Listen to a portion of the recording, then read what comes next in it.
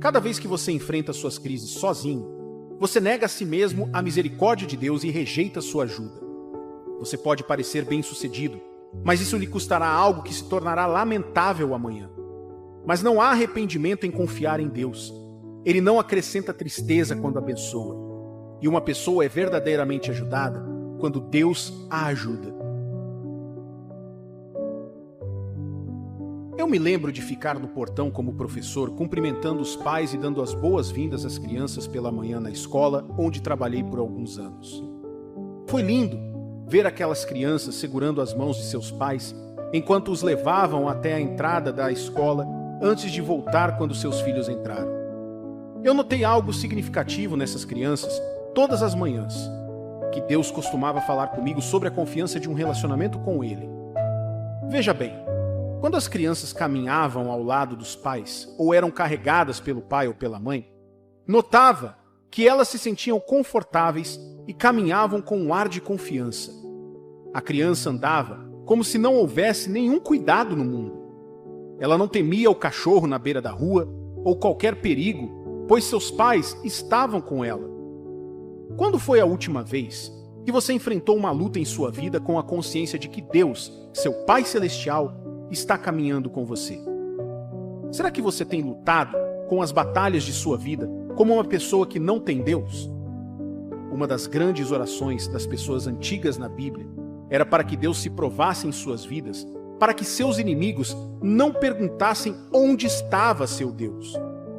Salmos, capítulo 79, versículos 9 e 10 diz: Assiste-nos, ó Deus e Salvador nosso, pela glória do teu nome. Livra-nos e perdoa-nos dos pecados, por amor do teu nome. Porque diriam as nações: onde está o seu Deus? Seja a nossa vista manifesta entre as nações a vingança do sangue que dos teus servos é derramado. Talvez você esteja se perguntando, por que eles tiveram que orar assim? Eu vou te contar. Veja bem, na aliança de Deus com o seu povo e no tipo de relacionamento que eles compartilhavam, eles não tinham motivos para temer nada ou ninguém, porque Deus sempre os ajudaria. Para eles, Deus era mais do que uma divindade sendo adorada. Ele era seu pai, protetor, ajudador, força e confiança. Quando enfrentavam qualquer coisa, eles tinham a reputação de garantir que todos ao seu redor soubessem quanta confiança eles tinham em Deus. É por isso que os inimigos filisteus ficaram com medo quando souberam que os israelitas haviam trazido a Arca da Aliança para o campo de batalha durante uma de suas batalhas juntos. 1 Samuel, capítulo 4, versículos 5 a 8 diz: Sucedeu que, vindo a Arca da Aliança do Senhor ao arraial, rompeu todo o Israel em grandes brados e ressoou a terra. Ouvindo os filisteus a voz do júbilo, disseram: Que voz grande e júbilo é esta no arraial dos hebreus? Então souberam que a arca do Senhor era vinda do arraial. E se atemorizaram os filisteus e disseram: Os deuses vieram ao arraial. E diziam mais: Ai de nós, que tal jamais sucedeu antes. Ai de nós, quem nos livrará das mãos destes grandiosos deuses? São os deuses que feriram os egípcios com toda sorte de pragas no deserto. Esta foi a primeira vez que eles testemunharam isso em uma batalha com Israel. Mas veja o efeito que isso teve sobre eles. Tudo que tinham era a notícia de como Deus havia aparecido para seu povo contra seus inimigos no passado. Então eles acreditavam que o mesmo destino os aguardava ali também. Embora os israelitas tinham perdido a batalha naquele dia, a arca tinha sido tomada pelos inimigos. Quero que você veja como a reputação deles de ter tanta confiança no poder de sua aliança com Deus e como ele sempre apareceu para confirmá-la, afetou seus inimigos. Para mim, a aliança que Deus havia feito com os israelitas era a sua vantagem sobre todas as nações que enfrentavam.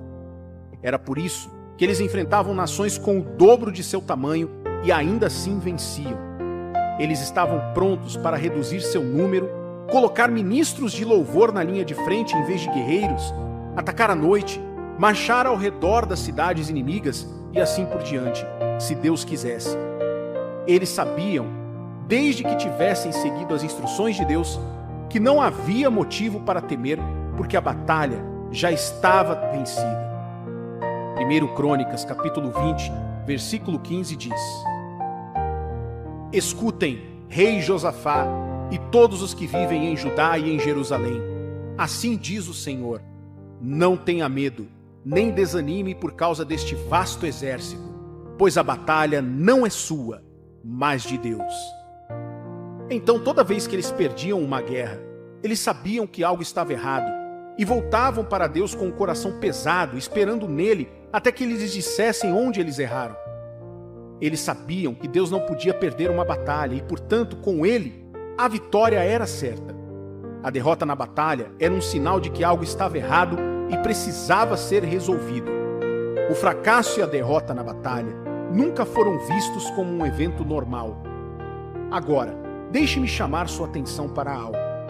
Você percebe como o mundo hoje quer que você se acostume com as orações não respondidas, fracassos, vivendo em dívidas e lutando por todos os lados, mas agindo como se tudo estivesse bem? Eles contam todo tipo de mentiras para deixá-lo confortável em suas lutas e em viver a vida como se você não tivesse ajuda. Mas o Filho de Deus não é desamparado. Não, ele não é. O Filho de Deus é o bem precioso de Deus. O Filho de Deus tem Deus. O Filho de Deus é o herdeiro de Deus. Falhas, crises e lutas podem surgir, mas não são a norma para o cristão. Não aceite as mentiras do diabo. Não lute sozinho. Suas batalhas não são suas para lutar, elas são de Deus. Você só pode realmente vencer os ataques do inimigo em sua vida quando permite que Deus lute essas batalhas. Não deixe que suas crises o assustem. Elas não são maiores que Deus. Não deixe que os números relatados ou as estatísticas daqueles que perderam em qualquer batalha o desanime. Qualquer que seja a luta em que você esteja agora, conjugal, financeira, enfermidade terminal, família, sua vitória está em deixar o poderoso homem de guerra assumir o controle, porque ele sempre vence, ele nunca perde. O profeta de Deus, Jeremias, já esteve em uma situação difícil como a que você está passando em sua vida agora. Ele havia tomado a decisão de servir a Deus e ser seu porta-voz para o povo em um momento de forte perseguição contra a justiça em Israel. As pessoas se afastaram de Deus e seguiram outras coisas sem consideração ou arrependimento. Deus ficou irado com eles por fazerem isso e enviou Jeremias para falar sobre isso. Por causa de sua paixão pelo bem-estar de seu povo, Jeremias assumiu essa designação com prazer. No entanto, ele foi muito ridicularizado por ainda seguir os velhos caminhos. Certa vez, depois de proferir uma profecia, Jeremias foi espancado e colocado no tronco na própria casa de Deus, onde a verdade já foi mantida. Agora, as pessoas, incluindo os sacerdotes, começaram a andar em mentiras. Nesse caso, o profeta ficou abalado e muito desanimado. Ele até considerou não falar mais, porque ninguém ouvia e nenhuma mudança estava acontecendo. No entanto, ao reclamar, ele se lembrou de seu relacionamento com Deus e da integridade da capacidade dele. Veja o que ele disse a seguir no livro de Jeremias, capítulo 20, versículo 11. Mas o Senhor está comigo como um poderoso guerreiro. Por isso, tropeçarão os meus perseguidores e não prevalecerão. Serão sobremodo envergonhados. E porque não se houveram sabiamente, sofrerão afronta perpétua, que jamais se esquecerá. Apesar da batalha atual em sua vida, ouça a confissão de um homem que tinha uma coisa que não podia perder: sua confiança naquele que está com ele. E sim, Deus apareceu para ele. As profecias de Jeremias aconteceram a respeito do povo exatamente como ele disse. Talvez você tenha tentado crer há muito tempo, mas parece que nada adianta. Talvez todos ao seu redor zombem de você por ainda se apegar a Deus, quando você poderia ir para o outro lado e obter os resultados de uma vez por todas. Seja qual for o caso, por favor, ouça. Não considere ou tente lutar sozinho. É isso que o diabo quer. O fato de todo mundo estar fazendo isso não significa que é o melhor a se fazer. Você pode criar seus filhos, comprar aquela casa, pagar o financiamento da sua casa, terminar seus estudos e sobreviver a essa doença? Sim, você pode, mas não faça isso sem Deus. Se você chegar onde Deus quer que você esteja, então você tem que seguir os caminhos que Ele quer que você siga.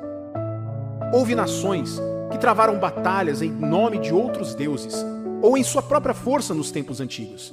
No entanto, o que diferenciava os israelitas era que eles tinham uma fonte de força e apoio que estava além deles mesmos, garantida para funcionar mesmo quando eles estavam mais fracos.